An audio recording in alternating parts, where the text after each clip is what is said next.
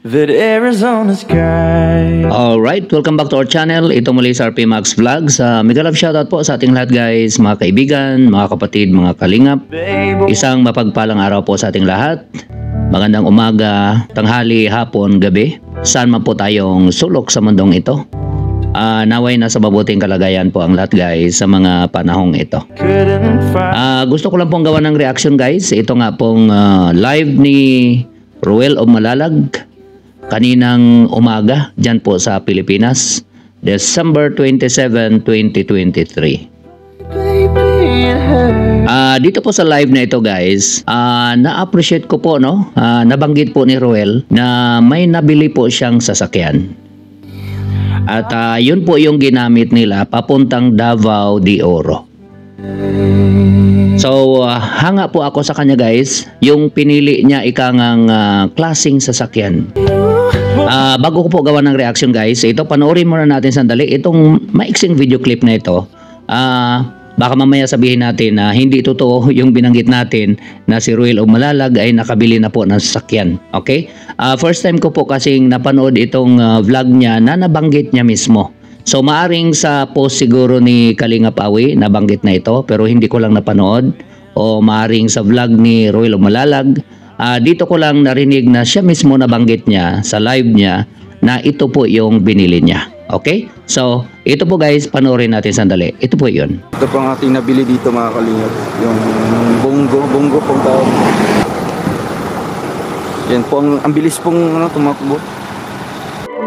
Yun, so malinaw po guys, nabanggit po ni Ruel of Malalag na yan po yung kaniyang binili. Diyan po sa lugar po nila, no, sa Malalag, Davao del Sur. So magandang choice ika nga guys, dahil ang nakikita ko dito yung pina-prioritize po ni Ruel o ng pamilya ay negosyo. Ika nga hindi, kasi kung pang forma, di dapat ang binili ni Ruel kotse o di kaya Fortuner, no? Kung saan pang forma talaga ang dating. Pero negosyo ang pangunahing reason kung bakit ito po yung pinili nila sa nakikita ko po guys. Yun na nga po, no? Totoo na talaga na bumili si Ruel of Malalag ng sasakyan. Kasi noong nakaraang buwan, may mga nag-reaction na po kasi dahil po sa mga nag-comments na si Ruel of Malalag bibili ng sasakyan at may mga sponsors na sasaluhin ika nga yung pang-down o di kaya yung pambili mismo. So yun po yung mga nabanggit nila noon, pero wala naman pong binili dyan po sa Dait. Okay? Pero dito sa Davao del Sur, bumili po siya at maganda, no, para sa akin. Hanga ako dito sa pinili po ng pamilya o pinili ni Ruel na model po ng sasakyan na kanilang binili. Kasi nakita naman po natin guys, dalawang cabin po ito, no? So marami din naman po ang masakay at sa likod pwede din pong pwede din pong sasakay, no? Lagyan mo lang ng upuan. So nakita naman po natin guys, no, kung gaano po sila karami, no, sa pamilya po nila, sa pagbiyahe po nila ay marami po sila. Pero nagkasya po sila dito. So brand new naman po, no, nakita natin. Bungo from Kia. So malaking makina nito, pag alam ko mga 2 liters yata, no, pataas ang laki po ng makina nito, kaya mabilis at 4-wheel drive po ito. So ika nga hindi lang pang pamilya, pang negosyo pa. Ayun. So maganda ang choice ni Ruel sa pagbili ika nga ng sasakyan diyan nga po sa Malalag. So, yun po ang isang hinangaan natin guys sa ginawa po ni Ruel of Malalag. Okay? Dahil magagamit din po niya ito sa kanyang mga scouting o sa mga vlogging po niya. Ang kagandahan sa likod po nito, pwede mo pong kargahan ng kahit anong pwede mong ikarga dyan. Malaki po yung cargo compartment nito sa likod. So, marami kang pwedeng ikarga.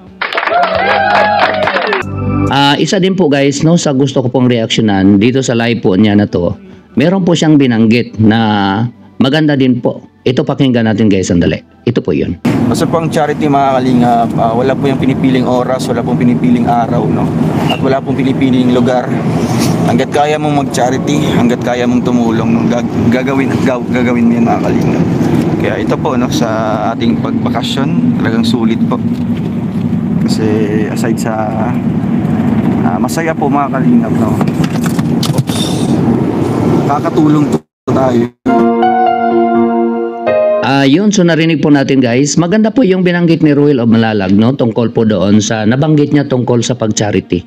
So sabi nga po niya, ang pag-charity, walang pinipiling oras, walang pinipiling araw, walang pinipiling lugar, pwede kang mag-charity. So agree po tayo doon guys, no, totoo po yun. Kung talagang nasa puso ng tao, ang pag-charity, kahit na anong oras man yan, kahit saan ka man, gagawin at gagawin mo kung yun po talaga ang nasa puso mo. So dito, kung bakit, no, sa tingin ko kung bakit po nabanggit ni Ruel ito. Kasi itong pag-uwi po niya sa Davao del Sur sa kanila ay para po ito magbakasyon.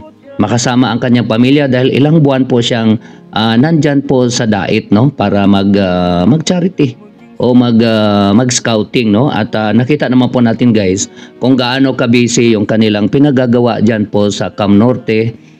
Talagang tinutugis po talaga nila. Okay? Lagari ika nga yung probinsya, no, ang dami po nilang napuntahan at ang dami na po nilang natulungan. Marami din po sila mga pa-feeding program. So dito nga supposed to be bakasyon at mag-enjoy ka, no, kasama yung family niya. Ganun pa man, may mga sinisingit pa din po siyang pagtulong sa kapwa. At dito nga sa trip nila, nabanggit ni Ruel of Malalag, magpapa-feeding program siya, no, magpapakain sa mga bata. Dito po sa pagpunta nila sa Davao de Oro. So maganda, hanga po tayo doon sa pag-iisip ni Ruel of Malalag tungkol po sa pag-charity. So yun lang po guys, no, ang maiksi nating komento dito nga po sa live ni Ruel of Malalag kaninang umaga, dyan po sa Davao del Sur, kung saan papunta po silang Davao de Oro. Okay? Para dumalaw po doon sa kapatid ni Ruel, no, kung hindi po ako nagkakamali.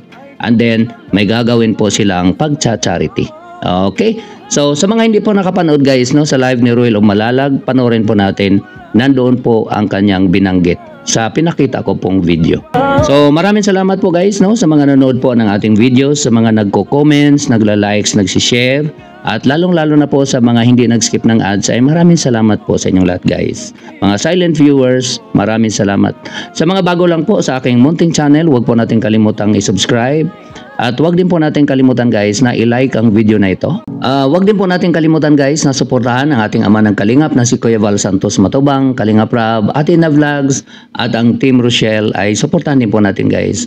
Mga kasamahan po naming charity vloggers, mga official Kalingap reactors, suportahan din po natin guys. Bago ko po i-end ang video na ito, meron na po akong isa-shoutout.